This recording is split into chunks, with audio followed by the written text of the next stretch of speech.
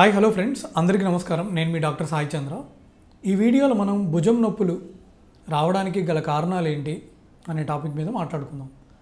So ఈ భుజం నొప్పులు అనేవి చాలా కామన్గా మనం చూస్తూ ఉంటామండి. సో యూజువల్గా ఏదైనా జాయింట్లో పెయిన్ రావడానికి ఒకటి మనకి ఏదైనా దెబ్బ తాకినా, కింద పడ్డా, ఏమైనా యాక్సిడెంట్ అయినా, ఏదైనా బోన్స్ కానీ లిగమెంట్స్ కానీ ఏదైనా మజిల్స్కి డ్యామేజ్ అయ్యి ఇంజూరీ అయితే కూడా మనకి నొప్పులు వస్తాయి. అది ఒకటి, అది కామన్గా మనం చూస్తూ ఉంటాం.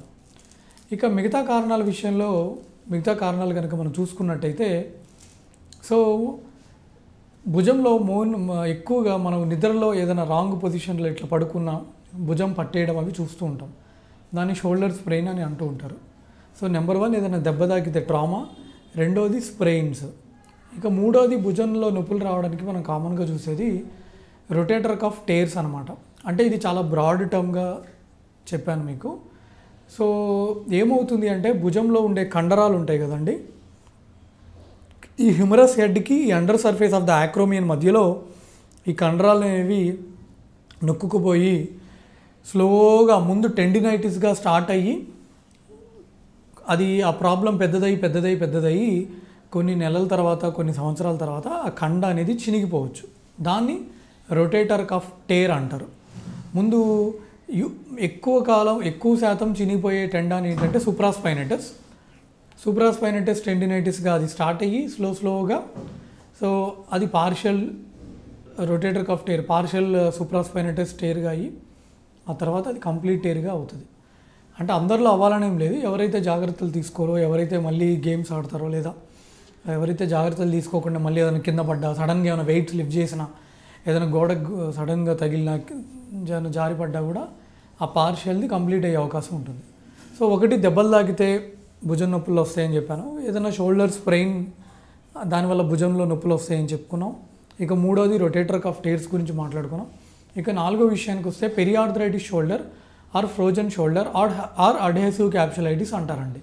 సో ఏంటి ఇది అంటే, సో ఎవరైతే ముఖ్యంగా డయాబెటిక్ పేషెంట్స్ కానీ, ఇంతకుముందు ఎప్పుడైనా గుండె జబ్బులు వచ్చి ప్రొలాంగ్డ్ ఇమ్మొబిలైజేషన్ అంటే మంచం మీద ఎక్కువ రోజులు బెడ్కి ఉన్నవాళ్ళు, థైరాయిడ్కి మందులు వాడుతున్న వాళ్ళు, హైపోథైరాయిడిజం ఉన్నవాళ్ళు కానివ్వండి, కొన్ని రకాల జబ్బులకి మందులు వాడుతున్నవారు, ఇలాంటి వాళ్ళు, పార్కిన్సోనిజం పేషెంట్లు అవనివ్వండి, ఇలాంటి వాళ్ళలో భుజం సమస్యలు వచ్చే ప్రాబబిలిటీ ఎక్కువ ఉంటుందన్నమాట.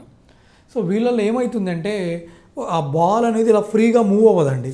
ఫ్రీగా మూవ్ అవ్వకుండా దాని చుట్టూ ఉండే క్యాప్సూల్ అనేది టైట్ అయిపోవడం వల్ల ఆ షోల్డర్ మూమెంట్స్ అనేవి వాళ్ళకి సరిగ్గా ఉండవు అనమాట. ఎవరిలో?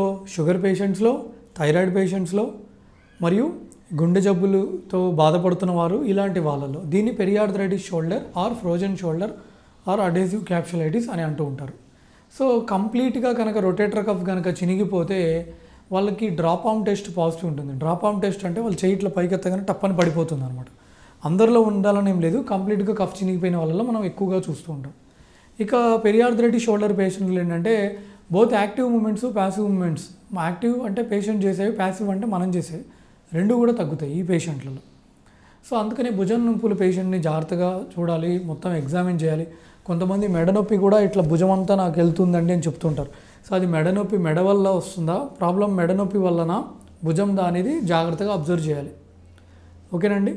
తర్వాత క్యాల్సిఫిక్ టెండినైటిస్. ఒక్కొక్కసారి క్యాల్సిఫిక్ టెండినైటిస్ అనే కండిషన్ మనం చూస్తుంటాం. కొంతమందిలో వెరీ రేర్గా టీబీ చూస్తూ ఉంటాం. సో భుజం నొప్పి పేషెంట్లు అందరూ ఒకేలా ఉండరు. ప్రతి పేషెంట్ని కూడా జాగ్రత్తగా హిస్టరీ ఏంటి, పడ్డారా, దెబ్బదా, కింద బరువులు ఏమైనా ఎత్తారా, ఎలా ప్రాబ్లం ఎలా స్టార్ట్ అయింది, తర్వాత దానికి ఇంతకుముందు ఈ విషయం కూడా చాలా ఇంపార్టెంట్. ఏంటంటే రికరెంట్ షోల్డర్ డిస్లొకేషన్. ఈ గూడు జారడం అనేది షోల్డర్లో చాలా కామన్ అన్నమాట. మీకు మోకాల్లో కానీ తుంటిలో కానీ ఎప్పుడు మీరు వినుండరు. కానీ భుజంలో మొబిలిటీ మనకు ఎక్కువ కాబట్టి మొత్తం 360 degrees ఇది కదులుతుంది. సో కదులుతుంది, మొబిలిటీ ఉంటుంది కాబట్టి దానికి స్టెబిలిటీ కొంచెం తక్కువ ఇచ్చాడు దేవుడు. సో ఎప్పుడైనా ఇట్లా సడన్గా వాలీబాల్ ఆడేటప్పుడు కానీ, ఏదైనా బ్యాడ్మింటన్ ఆడేటప్పుడు కానీ, ఈ మూమెంట్లో కొంతమందికి ఈ బ్యాంకర్ట్స్ లీజను, తర్వాత ప్రాబ్లం ఎక్కువైతే హిల్ సాక్స్ అని, ఇవన్నీ మనం చూస్తూ ఉంటాం. సో గూడు జారిందా, హిస్టరీ ఏంటి, మందులు ఏం వాడారు, ఇంతకుముందు ఏమన్నా జ్వరం వచ్చిందా, హాస్పిటల్లో అడ్మిట్ అయ్యారా, భుజంలో ఇన్ఫెక్షన్స్ కూడా వస్తాయండి.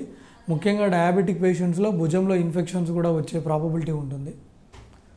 సో డీటెయిల్డ్గా హిస్టరీ తీసుకోవడం, పేషెంట్ని ఎగ్జామిన్ చేయడం, తర్వాత చాలా వరకు భుజానికి సంబంధించిన ప్రాబ్లమ్స్ మనకి ఎక్స్రేలో కనపడవు ఫ్రెండ్స్. అందుకని ఎంఆర్ఐ స్కాన్ అయితే మనకు చాలా హెల్ప్ఫుల్గా ఉంటుంది. ఎంఆర్ఐ స్కాన్లో మనకి భుజంలో ఏమైనా కండరం చినిగిందా, ఎక్కడైనా చీము చేరిందా, పస్ ఏమన్నా ఉందా, తర్వాత జాయింట్ క్యాప్సూల్ ఎలా ఉంది, ఈచ్ అండ్ ఎవ్రీథింగ్ మనం చాలా డీటెయిల్డ్గా చూడగలుగుతాము. సో ఎంఆర్ఐకి చాలా ఎక్కువ రోల్ ఉంటుంది నీ అండ్ షోల్డర్లో. సో ప్రాబ్లంకి ఉన్న సివియారిటీని బట్టి, స్టేజ్ బట్టి మనం ట్రీట్మెంట్ అనేది ఇవ్వడం జరుగుతుంది. సో ఇది ఫ్రెండ్స్ ఈ వీడియోలో. Thanks for watching. మీకు ఏమైనా డౌట్స్ ఉన్నాయంటే కింద కామెంట్స్లో తెలియజేయండి. By. Like and subscribe Eagle Health and Beauty.